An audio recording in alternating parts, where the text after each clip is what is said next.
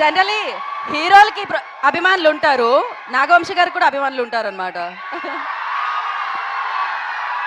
I love this. లేదు yeah,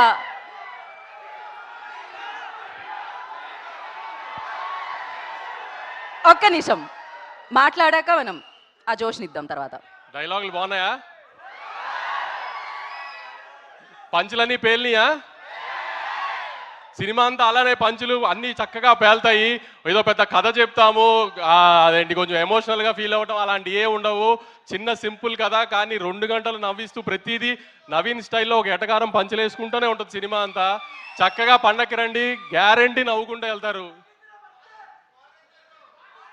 వద్దు, caller light గురించి ఇప్పుడు ఎందుకని అన్నీ మనం తర్వాత చూసుకుందాం, దానికి చాలా టైం ఉంది.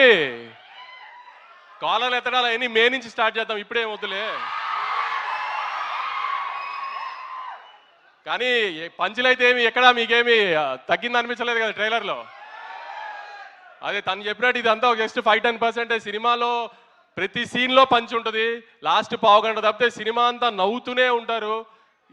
ఎట్టి పరిస్థితిలో నవీన్ అయితే డిసప్పాయింట్ చేయడు. తను అన్నట్టు 1-2 సంవత్సరాల నుంచి ఒకటే కథ మీద కూర్చుని రాస్తూనే ఉన్నాడు. ఎంత ఫైన్ ట్యూన్ చేయగలిగాడు చేస్తూనే ఉన్నాడు. ఆడియన్కి చిన్న ఇబ్బంది పడకూడదు ఇది అది అని అన్ని ఎలిమెంట్స్ కవర్ చేశాడు. కొత్తగా ఆమె ఇప్పటిదాకా ఎక్కడ రివీల్ చేయనట్టు ఒక చిన్న ఎలక్షన్ బ్లాక్ కూడా ఉంటుంది, అది ఫన్ టోన్లో ఉంటుంది అంతా.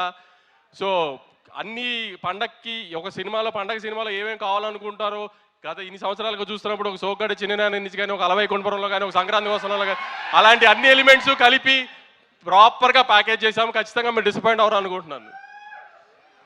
అందరూ థియేటర్స్కి వచ్చి ఖచ్చితంగా సినిమా చూసి మనల్ని అందరినీ ఎక్కుతున్న వాళ్ళందరికీ సమాధానం చెప్తాం. ఈసారి కొంచెం గట్టిగా థియేటర్స్ రండి.